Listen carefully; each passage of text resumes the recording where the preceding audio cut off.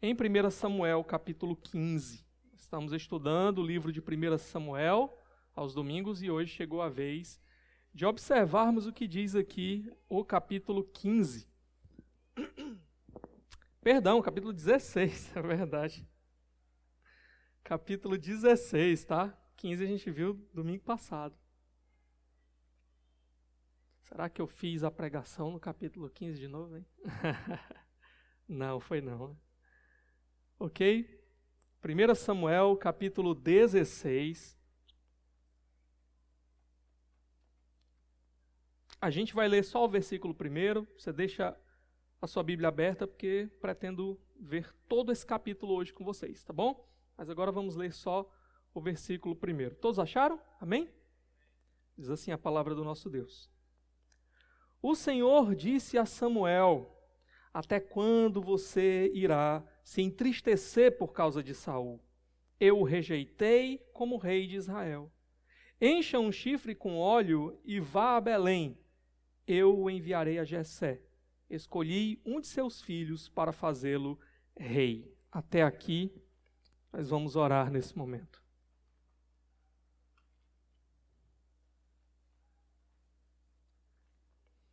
Ó Deus, nos abençoa hoje mais uma vez. Nos abençoa, nos ajuda a entendermos as verdades que temos diante de nós.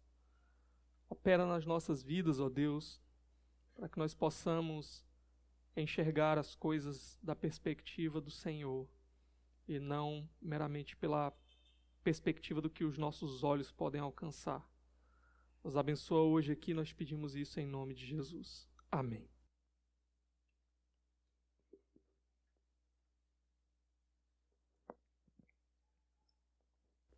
Meus irmãos, certa vez, estavam lá as pessoas sentadas no avião, esperando ele decolar, e aí de repente entra um homem, óculos escuros, roupa de piloto, segurando uma bengalinha assim, ó.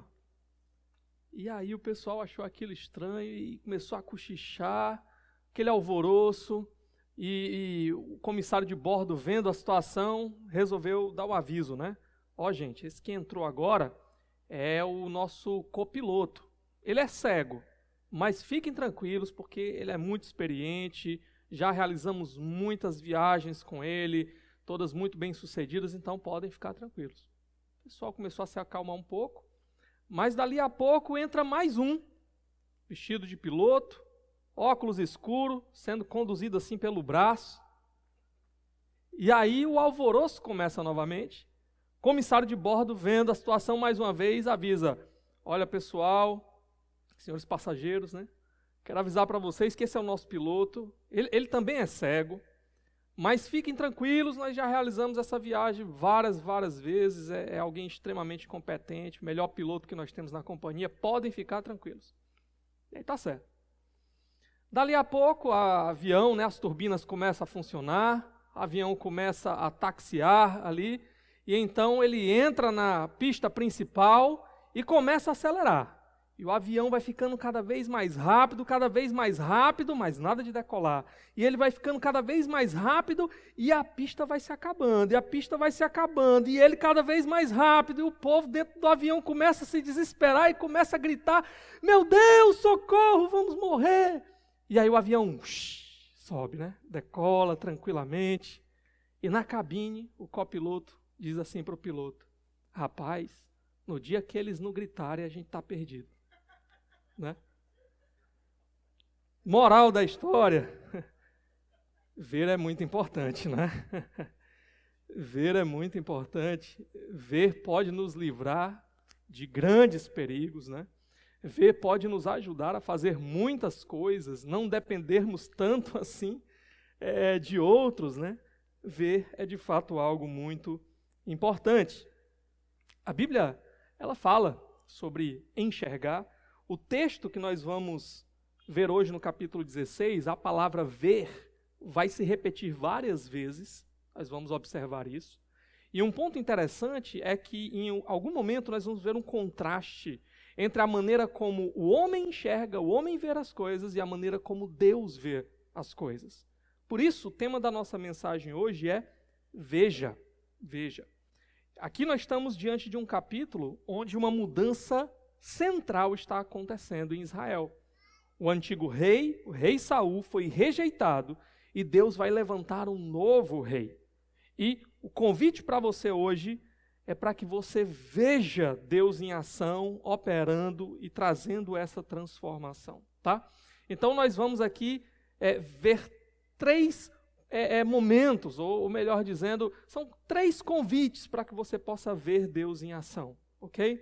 O primeiro convite é: veja como Deus escolhe, certo? Veja como Deus escolhe. Olha aí de novo o versículo 1.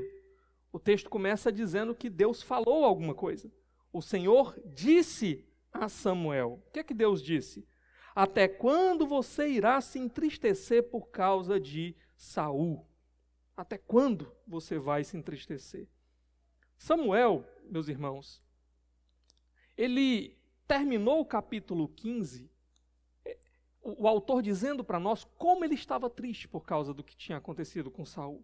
Se você olhar aí, o último versículo do capítulo 15, versículo 35, nunca mais Samuel viu Saul até o dia de sua morte, embora se entristecesse por causa dele.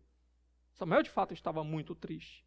E aqui, a expressão utilizada, quando Deus diz assim, até quando você irá se entristecer, podia ser até quando você irá lamentar.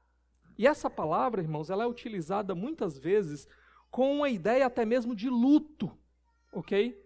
Pessoas em luto, em tristeza profunda e demorada por causa da perca de um ente querido. Essa palavra vai ser usada algumas vezes. E aqui o interessante é que esse é o sentimento de Samuel por conta de Saul.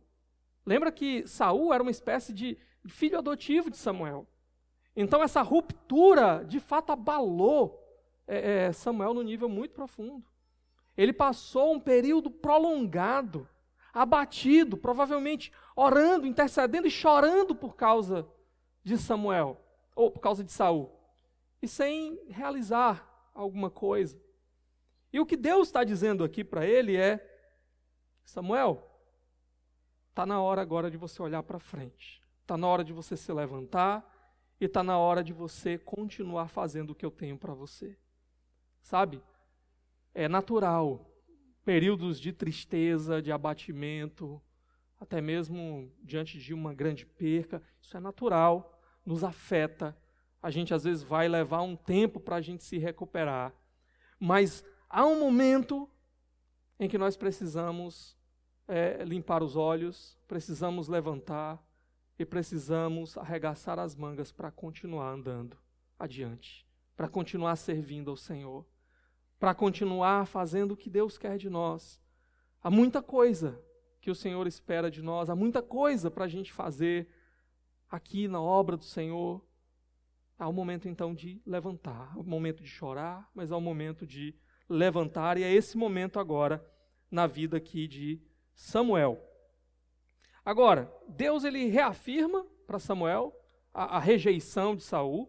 Samuel, não adianta, o seu choro não vai mudar a circunstância, eu rejeitei Saul, o seu lamento não vai fazer com que ele retorne à posição de rei escolhido, você precisa se levantar. E Deus então dá uma missão para Samuel, perdão. Samuel, Saul, é tudo com S, né? Perdão. Mas qual é a missão de Deus aqui para Samuel? Ele vai dizer aí ainda no verso 1, né? Encha um chifre com óleo e vá a Belém, eu enviarei a Jessé. Escolhi um de seus filhos para fazê-lo rei.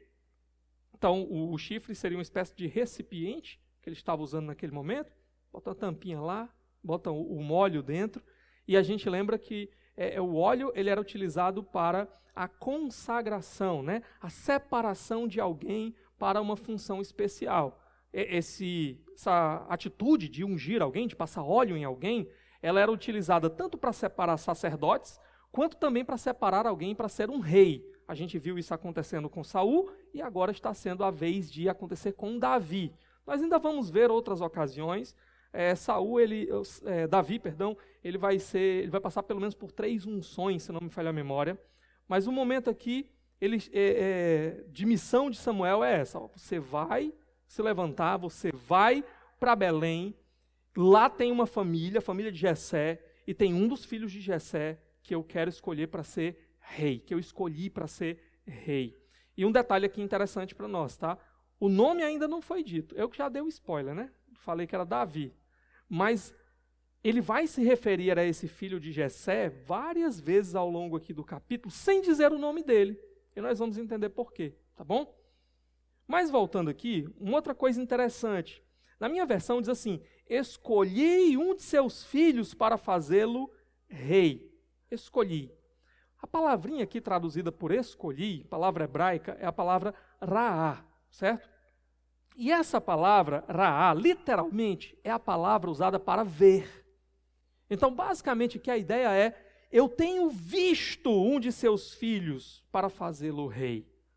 Daí a ideia de veja, né? Primeira vez a palavra já está aparecendo aqui, Deus vendo, Deus viu um dos filhos de Jessé.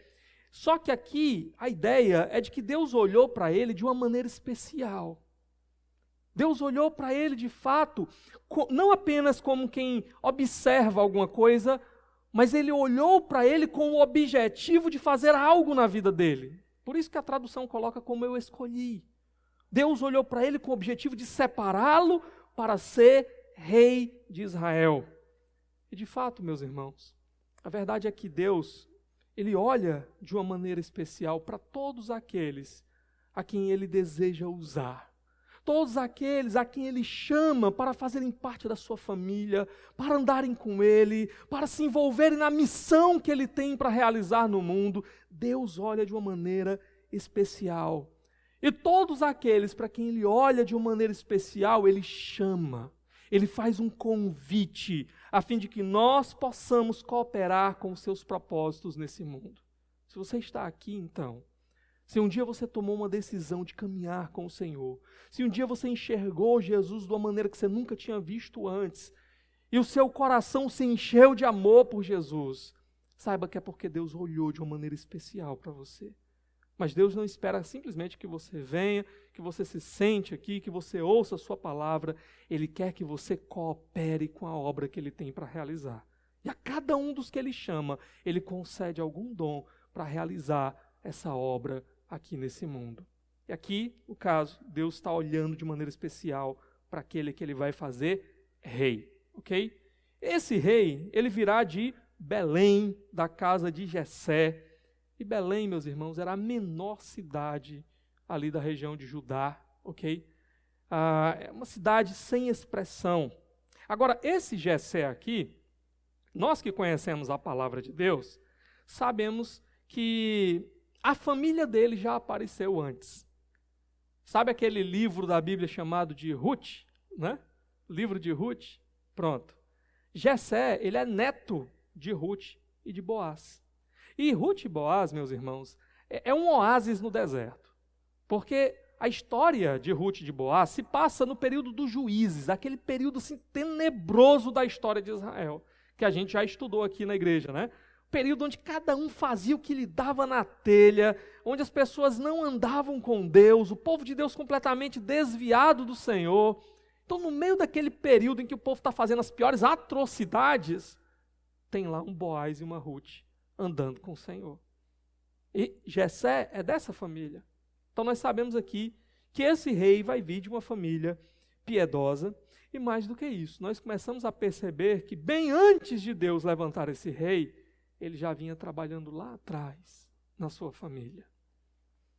Mas o texto continua. Olha comigo os versos 2 e 3. Samuel, porém, disse: como poderei ir? Saul saberá disto e me matará. O Senhor disse: leve um novilho com você e diga que foi sacrificar ao Senhor. Convide Jessé para o sacrifício e eu lhe mostrarei o que fazer. Você irá ungir para mim aquele que eu indicar. Pronto. Samuel identifica um problema no meio dessa missão. Qual é o problema? Deus está mandando ele ir ungir o novo rei.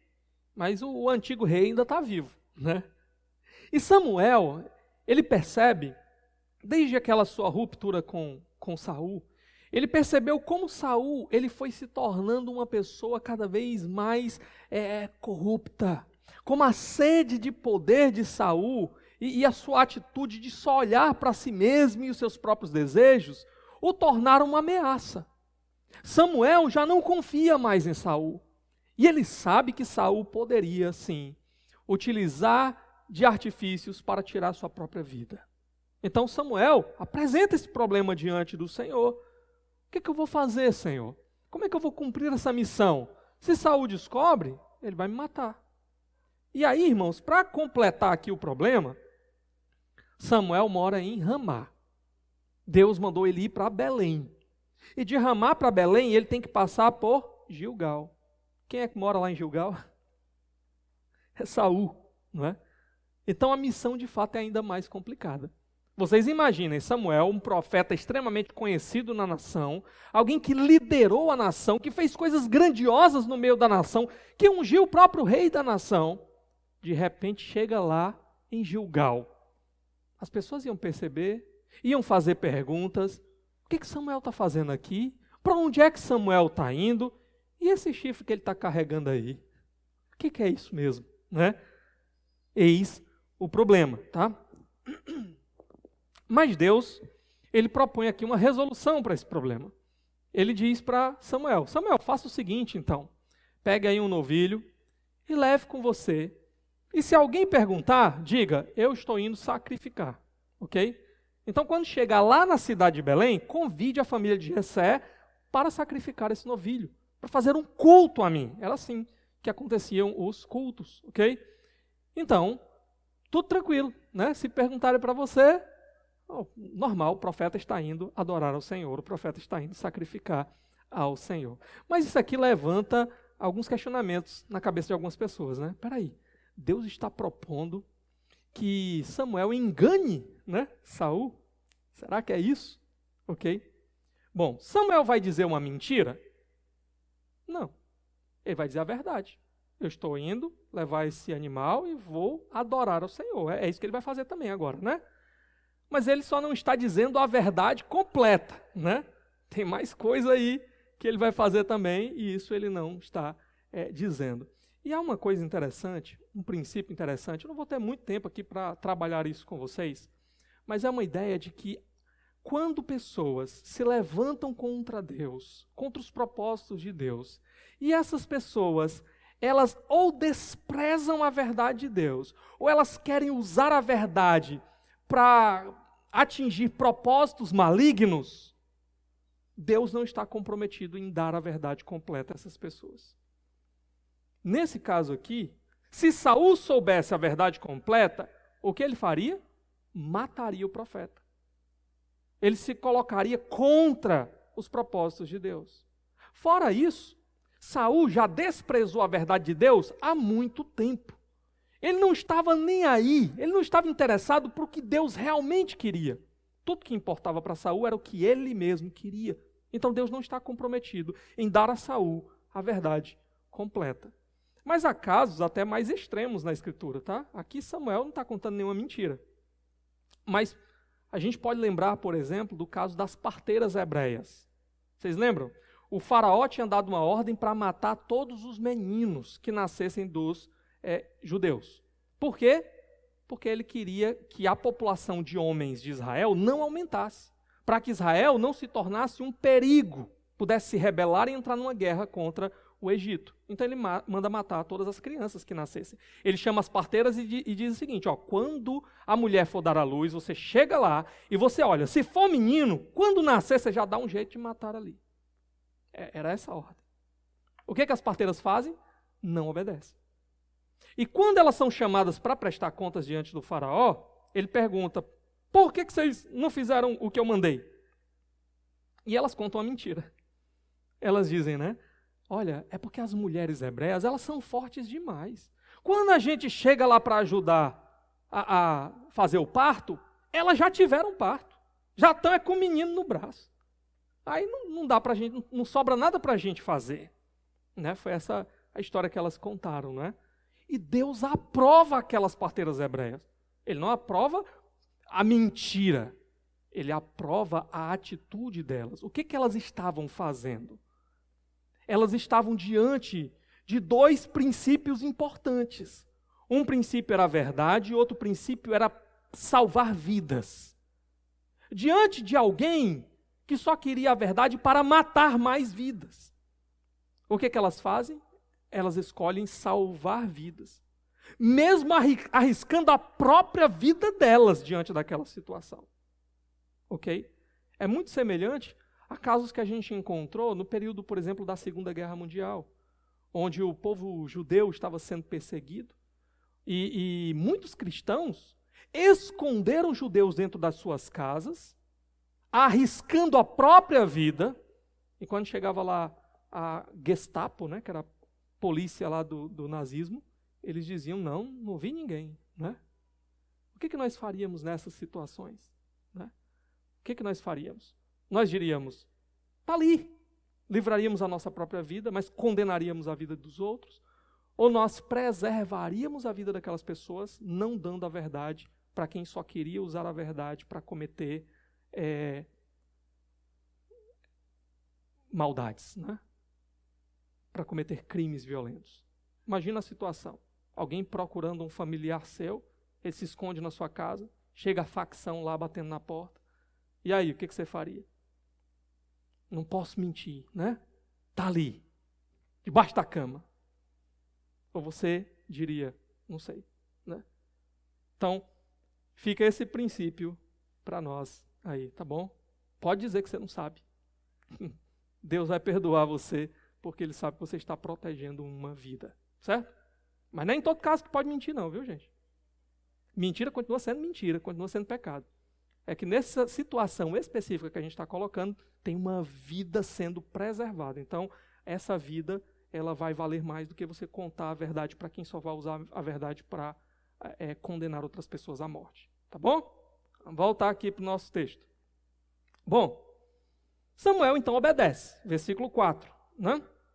Samuel fez o que o Senhor disse. Quando chegou a Belém, as autoridades da cidade foram encontrar-se com ele, tremendo de medo, e perguntaram, vens em paz?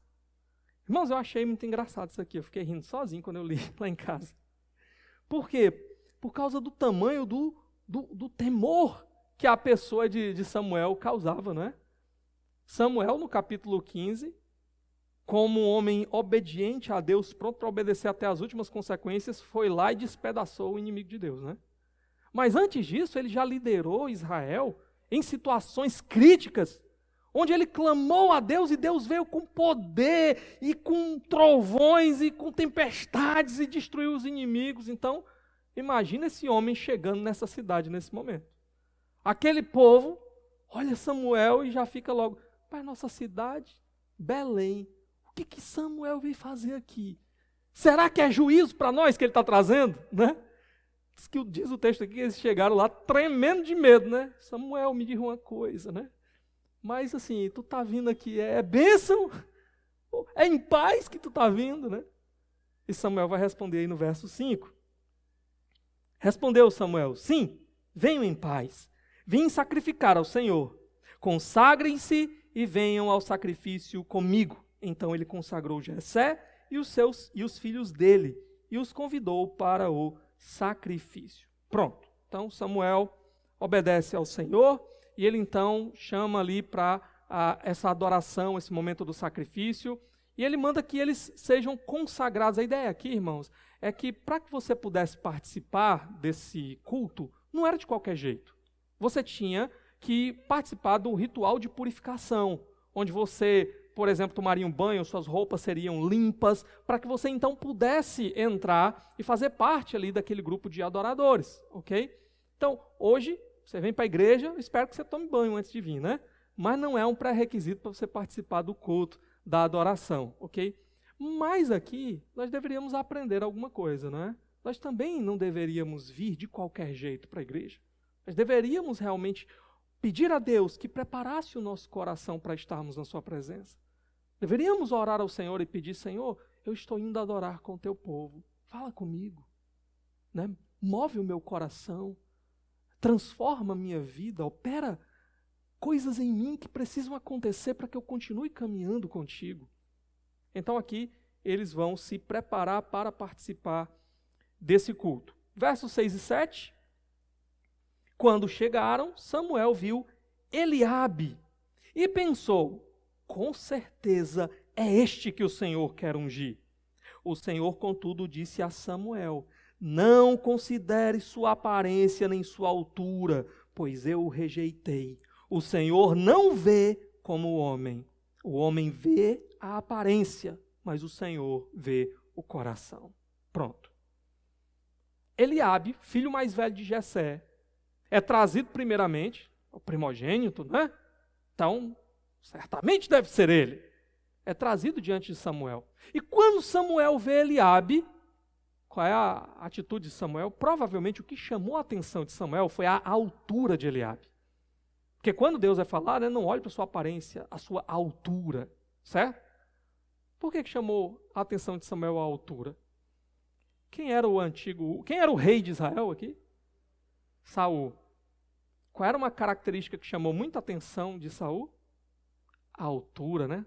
Os mais altos davam aqui na altura do seu ombro, né? Saul era mais alto que todo mundo.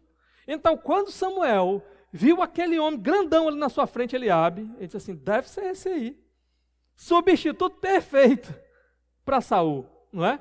Certamente é ele. Irmãos, há uma coisa interessante aqui. A primeira parte ali do livro de Samuel, que a gente estava estudando, Deus ele vai contrastar com a ideia de peso e glória. Lembra a palavra kabod, né? Que ela significava tanto peso, mas também ela tinha uma ideia de glória. E lembra que ficou esse contraste ali? Eli, por exemplo, não estava dando a glória a Deus. Ele estava pensando mais nos seus próprios filhos, na glória pessoal. E ao participar do pecado dos filhos, o que aconteceu com Eli? Ele foi ficando cada vez mais pesado, a sua glória pessoal. E o que foi que esse peso redundou no final na vida de Eli? Ele morreu por causa disso. Ele caiu daquela cadeira e quebrou o pescoço por causa do seu peso, né? Porque não deu o peso devido a Deus, a glória devida a Deus.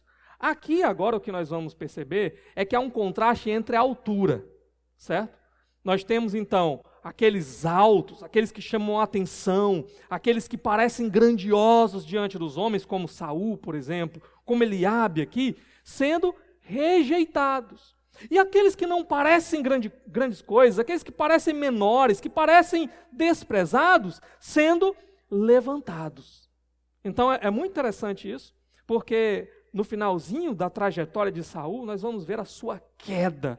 E parece que a ideia de altura, ela entra ali no fator da sua queda, final da sua morte. E já diz o ditado, né? Quanto maior a altura, maior é a queda, né?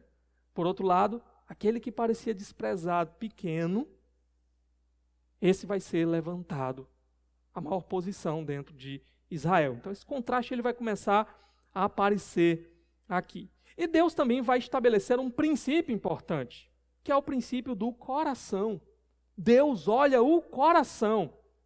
E coração aqui não é assim, Deus olha para o sentimento. Não. Coração na Bíblia ela é uma ideia muito maior do que isso. Envolve a nossa mente, o modo como nós pensamos, raciocinamos, envolve as nossas motivações, por que nós fazemos determinadas coisas, envolve os nossos compromissos mais íntimos, envolve sim os sentimentos também, envolve os nossos objetivos, os nossos alvos, tudo isso está envolvido dentro da ideia de coração. Coração é quem nós somos de verdade, é quem nós somos aos olhos de Deus, por exemplo. Coração tem uma relação com o nosso caráter, com aquilo que nós realmente somos, a nossa identidade real. Nós podemos esconder por meio da aparência o que nós somos das pessoas, mas o nosso coração está exposto diante de Deus, ok?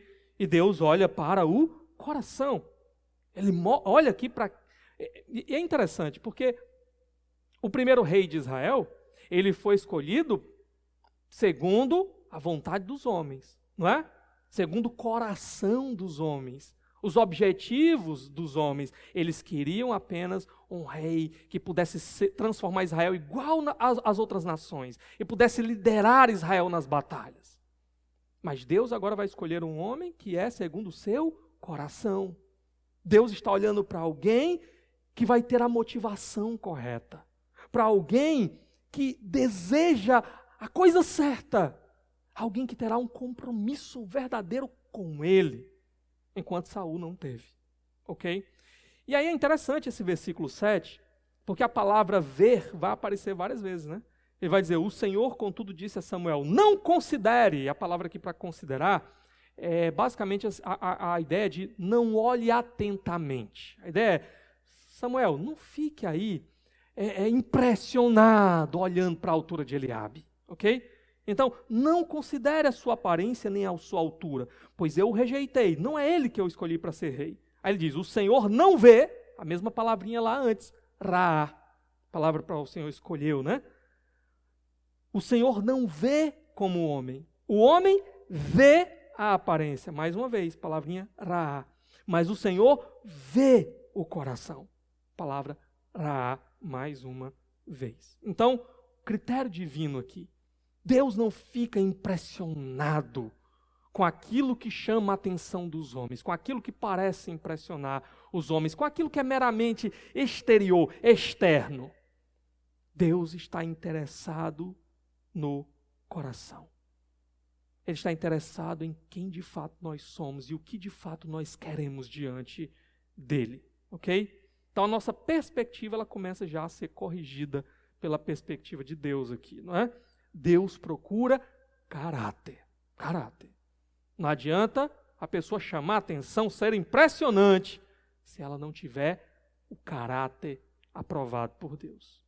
Mas voltando aqui, Deus aqui também, a gente precisa destacar uma coisa, certo? Deus está escolhendo o homem, certo? Só que ele está escolhendo para uma função. E é diferente de quando Deus, por exemplo, escolhe para a salvação. A gente também encontra na Bíblia Deus escolhendo pessoas para a salvação, certo? E qual é a diferença básica? A diferença é que quando Deus escolhe para a salvação, não tem nada na pessoa que Deus veja que seja um mérito, que motive Deus a escolhê-la. A Bíblia diz que quando Deus ele olha para quem nós somos, por natureza, o que ele vê? Não há justo, nenhum sequer, não há quem entenda, não há quem faça o bem, todos pecaram, a uma se fizeram inúteis. É isso que Deus vê. Jesus um dia olhou e disse que ele viu o que saía do coração dos homens. E o que estava lá no coração dos homens? Maldade, assassinato, pecado, tudo que não presta. Então Deus, ele não escolhe alguém para ser seu filho, para participar da sua família, para ser seu povo, porque ele viu alguma coisa de maravilhosa e de impressionante na pessoa. Não, tá? Deus não olhou para você um dia e disse assim, nossa, uau, né? Fiquei impressionado agora, olha como essa pessoa é tão maravilhosa, é tão boa, tão piedosa. Não. Quando Deus nos escolhe, nós estávamos mortos nos nossos delitos e pecados.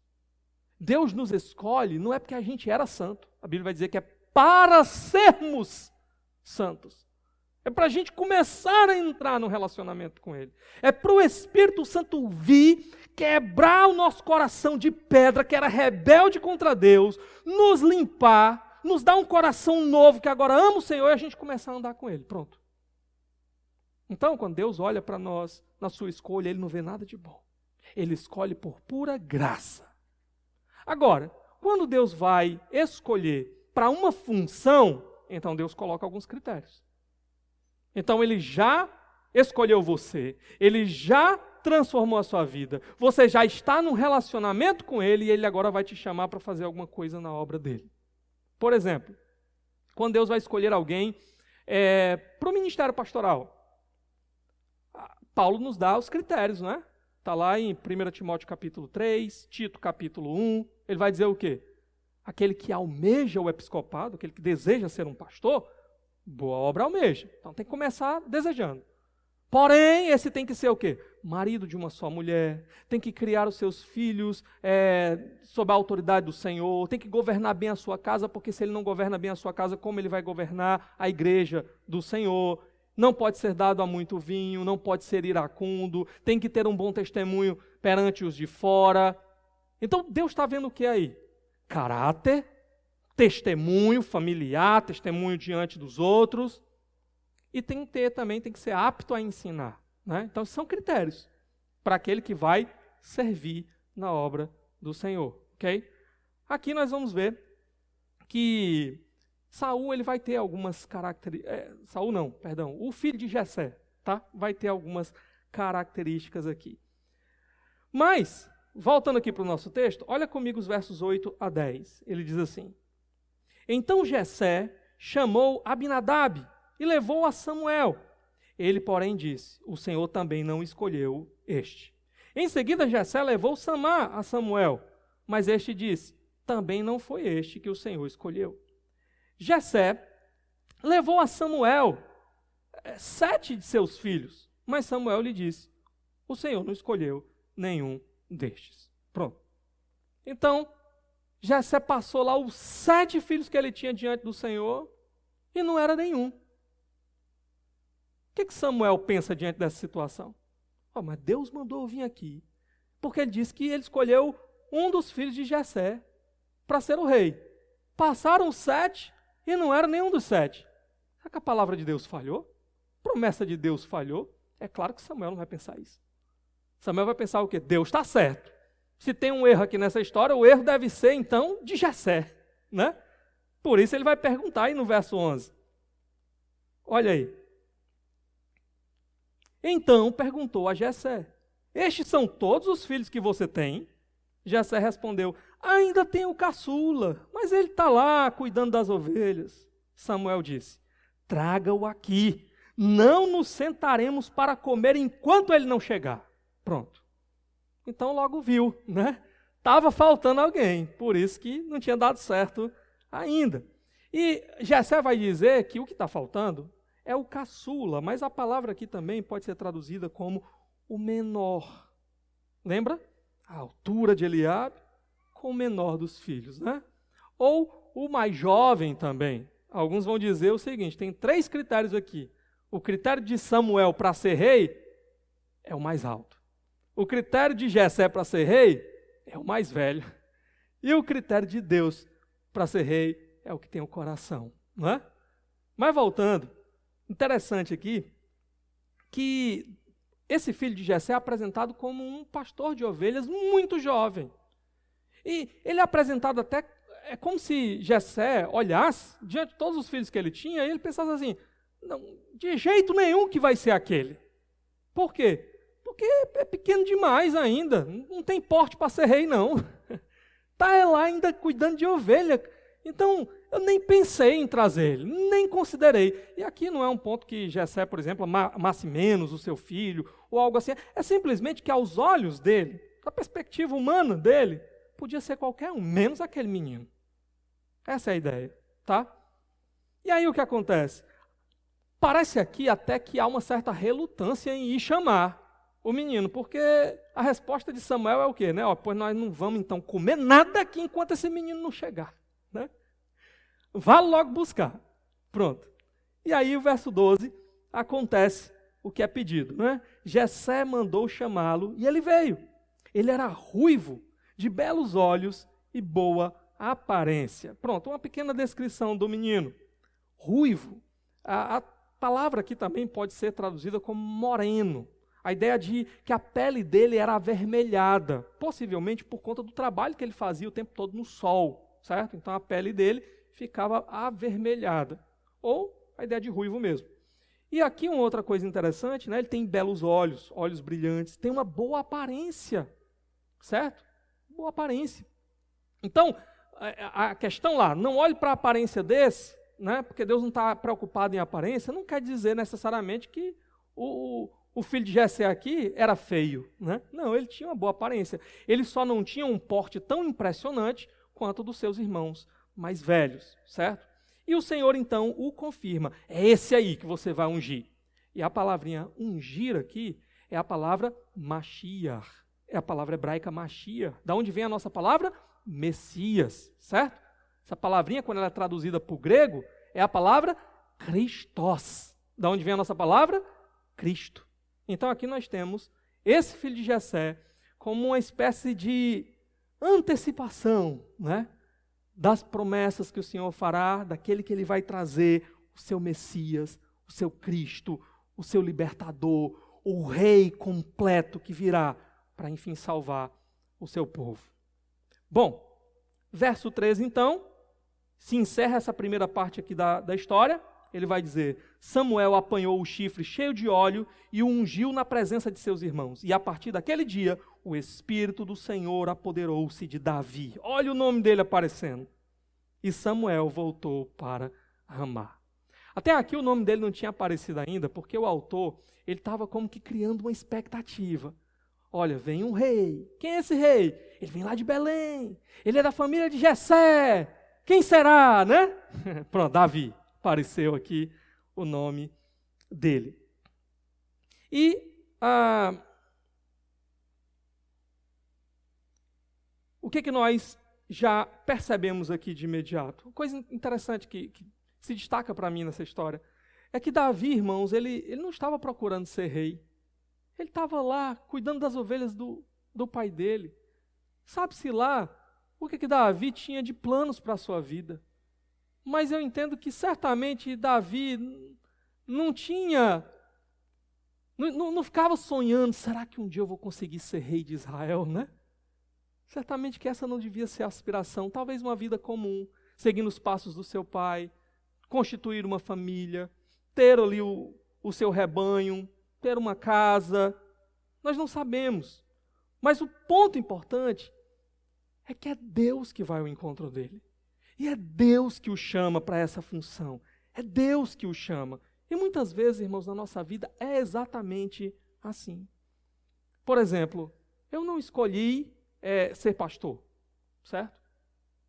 Quando eu era criança, se você me perguntasse o que eu queria ser, eu responderia 1000 coisas. E entre essas 1000 coisas não estaria lá ser pastor, né? Não era a opção.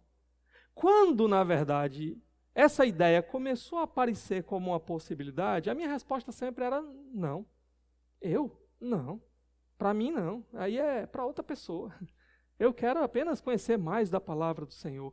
Mas o que foi que aconteceu? Deus mesmo veio ao encontro. Deus mesmo começa a inquietar, a incomodar, a direcionar o coração, usar pessoas, até que você fica igual Jeremias: Senhor, persuadiste-me, persuadido eu fiquei. Não é? Não é assim também que acontece na nossa salvação? Eu, quando era criança, não nasci numa família evangélica, cristã. Cresci sem conhecer o Senhor.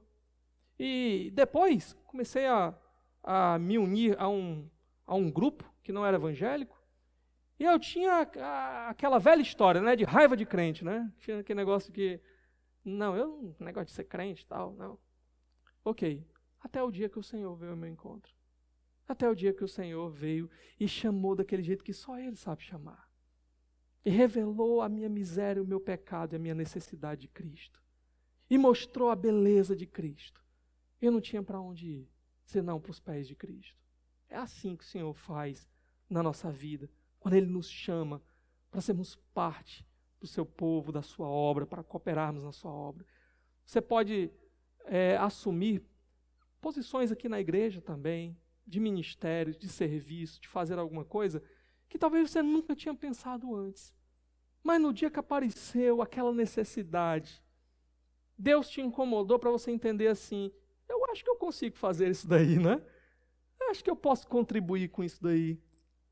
E quando você percebeu, você estava ali, Deus te levando a atuar e operar na sua obra.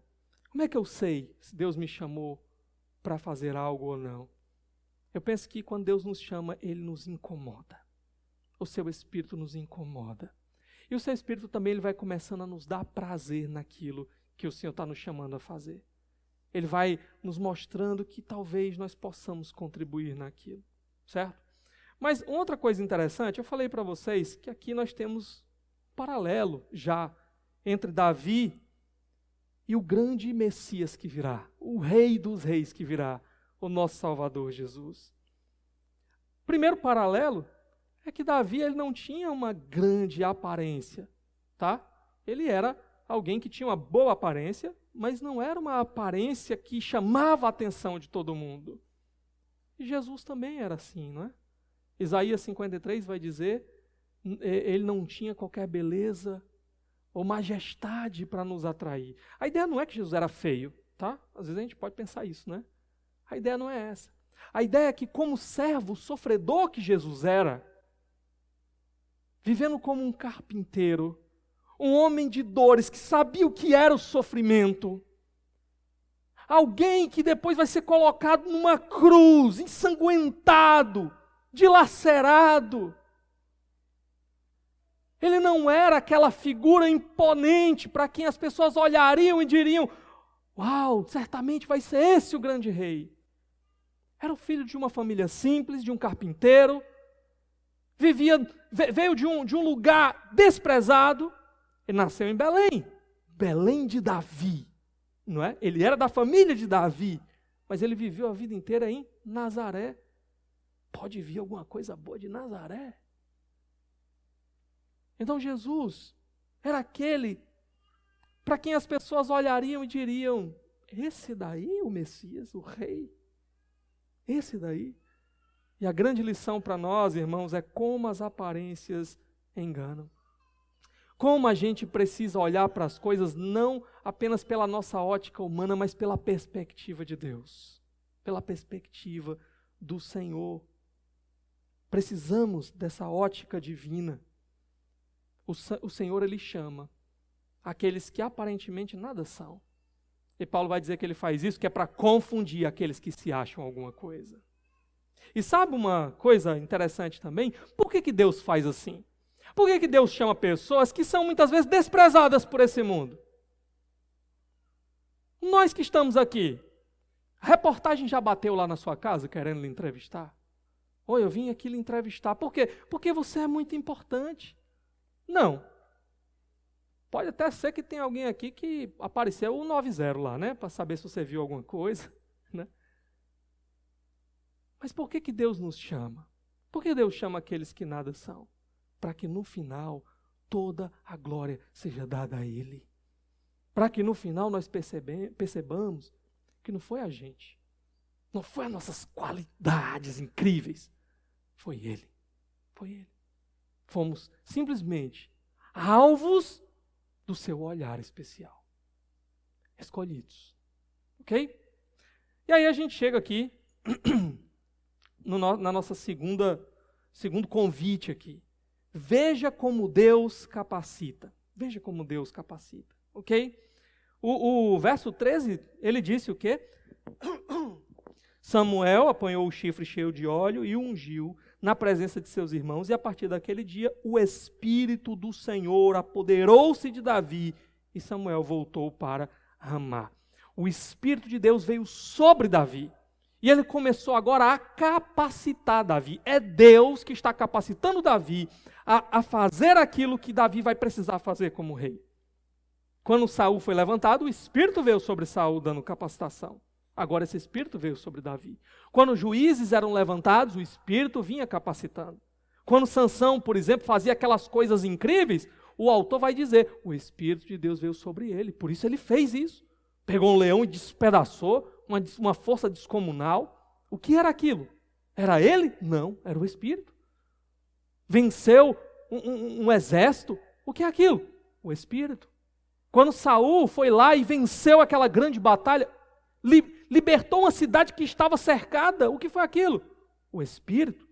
E esse Espírito vem agora sobre Davi também, para capacitar Davi, tá? Então não confunda essa vinda do Espírito capacitando com a habitação do Espírito que a gente encontra lá no Novo Testamento, né? Com todo crente, quando se converte, porque o Espírito vem e opera o novo nascimento, a regeneração, a transformação. E o Espírito então passa a habitar no crente. E é o Espírito que nos move a perseverarmos até o final com Cristo, certo? Aqui não, aqui é uma capacitação do Espírito. Por isso que o Espírito veio sobre Saul, mas saiu. O Espírito veio sobre Sansão, mas saiu. E é exatamente essa saída do Espírito que a gente vai ver agora no verso 14, né? Só, antes de a gente ver, só um detalhe. Mas no Novo Testamento, quando o Espírito vem sobre um crente para salvar, capacitar, transformar, esse Espírito não sai, tá bom? Mas vamos voltar aqui, verso 14.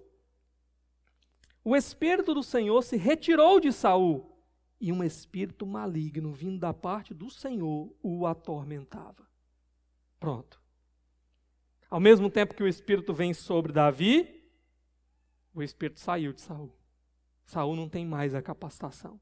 Saul é o rei rejeitado, então ele não tem mais a capacitação do Espírito. Só que o espaço lá não fica vazio, né? Vem um espírito maligno da parte do Senhor. O que é isso? Ok?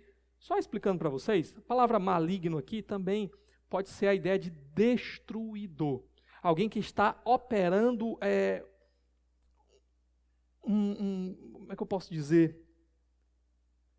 Destruição, né? Está operando algo que é incômodo, algo que é desgastante na vida de Saul, certo? E esse espírito vindo da parte do Senhor revela apenas uma coisa para nós. Deus está no controle de todas as coisas, tá? E não entenda que o diabo, por exemplo, é alguém que está numa queda de braço com Deus para ver quem é que vence no final, para ver quem é mais forte. O diabo simplesmente não tem chance com Deus. É uma criatura de Deus, tá? Não tem poder para pensar em disputar com Deus. Deus continua soberano no seu trono, acima de tudo, ele governa tudo, inclusive os demônios, tá?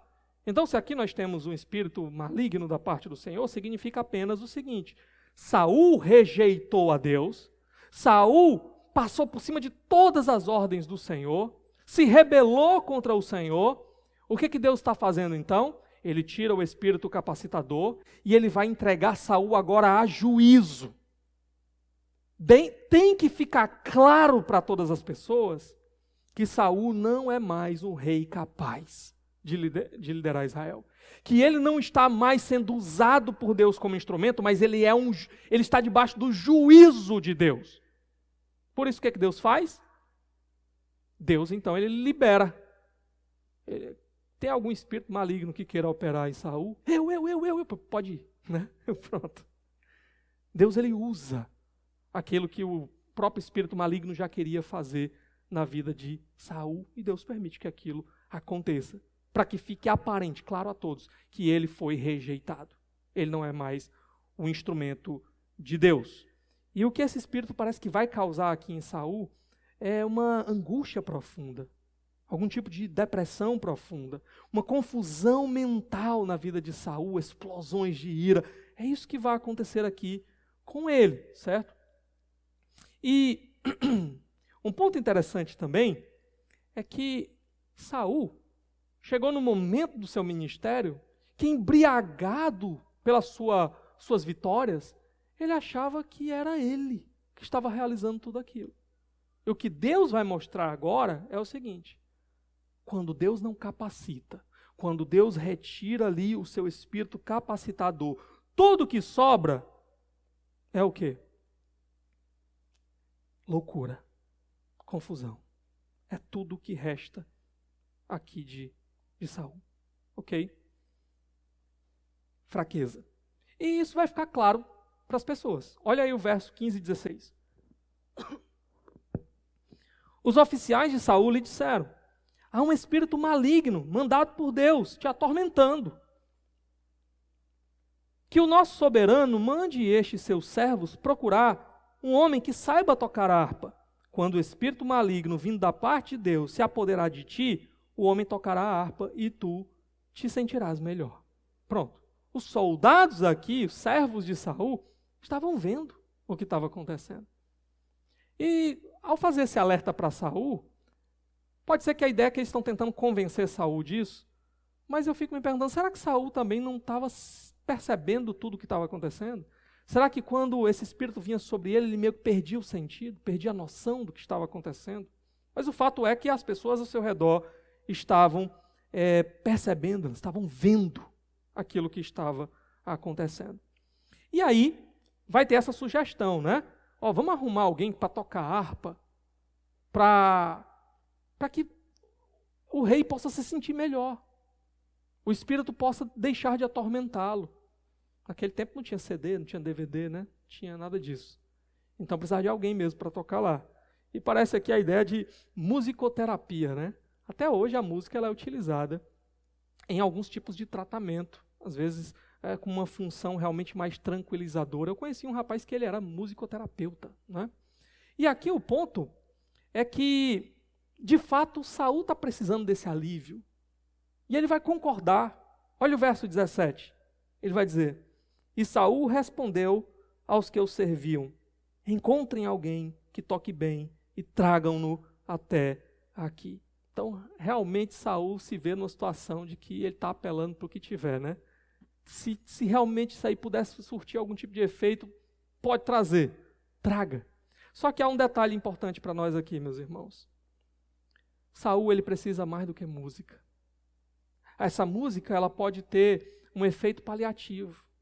Ela pode aliviar, ela pode aqui ajudar por um momento, mas ela não resolve o problema. Ela vai apenas encobrir o problema. O problema de Saul é muito mais profundo. O que Saul precisava aqui? Se todos percebem que ele está sendo atormentado por um espírito maligno, o que Saul precisa? Ele precisa clamar a Deus. É quem pode resolver. Ele precisa clamar para que o Senhor arranque aquilo da sua vida. Ele precisa se arrepender diante do Senhor e com fé pedir. Mas sabe o que é triste nessa história? Em nenhum momento Saul faz isso. Em nenhum momento isso é uma opção para ele.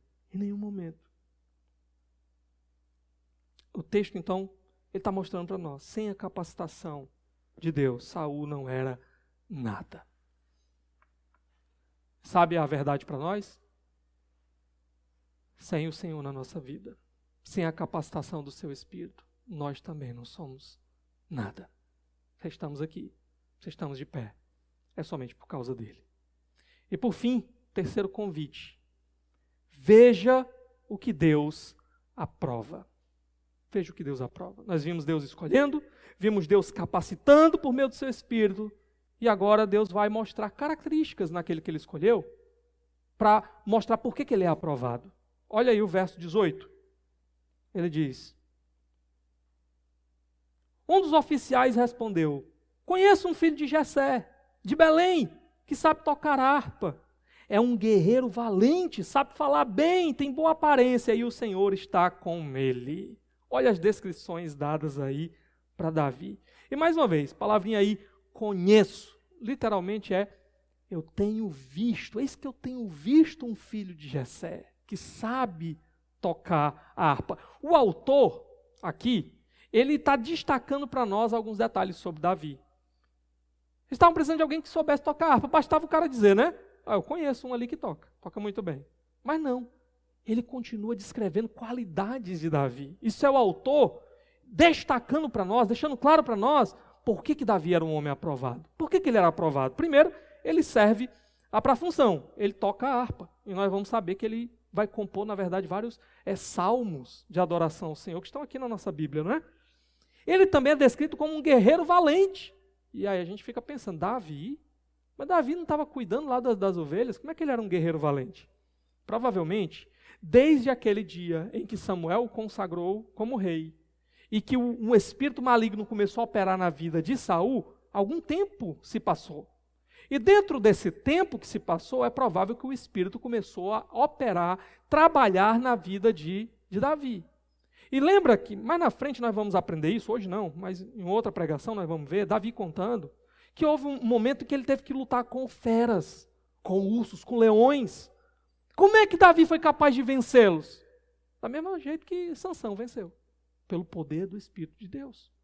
Então essas histórias podem já ter começado a correr ali na região. Então esse homem, quando ele descreve, ele vai e diz, né? Olha, eu conheço um que toca harpa e é um guerreiro valente. Ele lutou contra essas feras e venceu. Não temeu. Ele diz também que ele tem boa aparência, coisa que nós já vimos. E o principal, irmãos, o Senhor está com ele. O Senhor está com ele. É o principal. É aquilo que Saul não tinha. O Senhor está com ele. E sabe outra pessoa que foi dita nesse livro que o Senhor estava com ele? Samuel. Isso mostra uma ligação agora entre Davi e Samuel, não mais entre Saul e Samuel. Bom, o que mais? Versos 19 e 20. Então Saul mandou mensageiros a Jessé com a seguinte mensagem: envie-me seu filho Davi, que cuida das ovelhas. Jessé apanhou um jumento e o carregou de pães, uma vasilha de couro cheia de vinho e um cabrito, e os enviou a Saul por meio de Davi, seu filho. O que está acontecendo aqui? O pedido do rei não é necessariamente um mero pedido, é praticamente uma ordem, ok? Então Jessé recebe esse pedido / ordem, né? Manda o teu filho para cá que ele vai trabalhar para mim. Só que tem um outro detalhe. Qualquer um sabia que você não pode chegar diante do rei de mãos vazias. Então ele prepara esse presente aqui para mandar também para Saul. Agora, o interessante é que Saul, ele espera que todo mundo atenda às suas ordens. Mas ele nunca está disposto a atender de verdade as ordens de Deus. Não é? Mas continuando, verso 21. Davi apresentou-se a Saul e passou a trabalhar para ele. Saul gostou muito dele e Davi tornou-se seu escudeiro. Só um detalhe aqui, irmãos. Davi, ele começa o trabalho. A minha versão diz que Saul gostou muito dele, certo? Mas literalmente aqui, o texto hebraico ele vai dizer só assim, ó, e ele amou a ele muito. E aí fica a pergunta, quem foi que amou quem? Foi de fato, como a minha versão está dizendo, Saul se agradou de Davi? Ou foi Davi que amou a Saul? Essa é a pergunta. Talvez a sua tradução, acho que a corrigida, ela traz como Davi amou muito a Saul, tá? E eu entendo que essa é talvez a melhor possibilidade. Porque o sujeito dos verbos até então é Davi. É Davi que vem, é Davi que começa a trabalhar e é Davi que amou muito a ele. E a ideia de amou muito aqui é no sentido de que ele foi um servo leal. Ele de fato se dedicou completamente ao serviço dele, a tal ponto de ser reconhecido. Por isso ele se tornou o seu escudeiro, certo? Agora, no verso 22 vai mostrar que Saul reconhece isso também, ok? Então, nesse verso 21, nós já vemos que desde o início, Davi, embora sendo colocado, consagrado para ser rei, ele não chega lá e tenta tomar o reino à força. Ele é alguém que serviria Saul de maneira honrada e dedicada até o final, se necessário fosse. E de fato é isso que Davi vai fazer. Em momento algum, ele atenta contra a vida de Saul. E aqui no verso 22, olha o que acontece. Então Saul enviou a seguinte mensagem a Jessé: deixe que Davi continue trabalhando para mim, pois estou satisfeito com ele. E a expressão aqui literalmente diante dos meus olhos. Mais uma vez a ideia de ver, né? De enxergar. Mas o ponto aqui, irmãos, é que nós estamos vendo Davi sendo completamente aprovado. Ele foi aprovado por Deus. Ele foi aprovado pelos servos de Saul, que viram as qualidades de Davi. E agora o próprio Saul está aprovando Davi como realmente um bom, um leal servo. Isso significa o quê? Que ninguém poderia um dia levantar qualquer coisa que desabonasse a Davi. Apontar o dedo para Davi e dizer que ele não agiu de maneira correta com Saul. Ok? Então, o ponto aqui para nós é o que nós aprendemos diante de tudo isso. Eu quero destacar só algumas coisas rápidas, porque o nosso tempo já está adiantado. Primeiro, aqueles que Deus chama, assim como ele chamou Davi aqui, essas pessoas vão desenvolver qualidades que serão vistas por aqueles que estão ao seu redor. Assim como as qualidades de Davi, elas apareceram diante daqueles que estavam ao seu redor, quando Deus nos chama, nós começamos um processo de sermos transformados. E isso vai aparecer. Tem que aparecer para as pessoas que estão ao nosso redor. Saul vê isso. Os servos veem isso.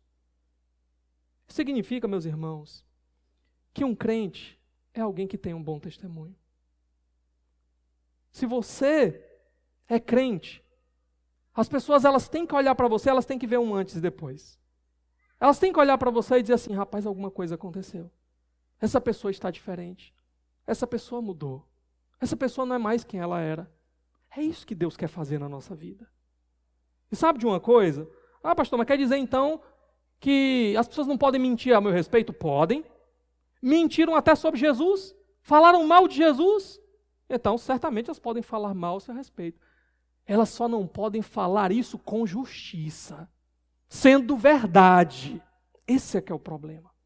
Agora, se você diz que é crente, que anda com o Senhor, que foi chamado por Ele, escolhido por Ele, que é dele agora, e as pessoas lá fora olham para você e só veem impiedade, só veem pecado, só veem mau testemunho, tem alguma coisa muito errada com você.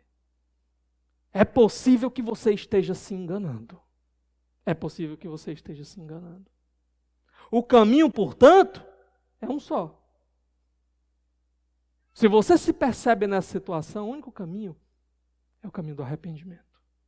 É correr para os pés do Senhor e dizer, Senhor, eu tenho vivido enganando a outros e a mim mesmo. E eu preciso que o Senhor mude isso. Eu não posso continuar assim. A última coisa,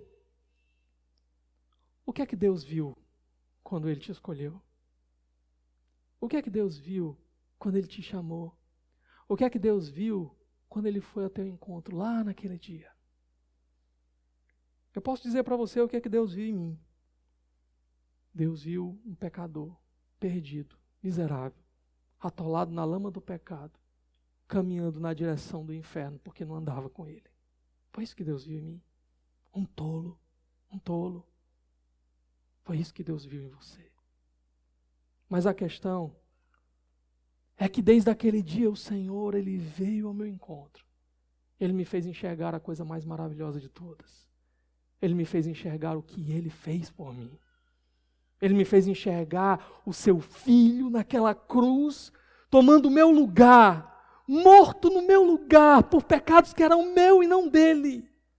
Ele viu toda a minha miséria, todo o meu lamaçal, mas Ele disse, eu te amo e você vai ser meu, e eu vou morrer naquela cruz, para que você seja completamente meu. Foi isso que Ele me fez ver.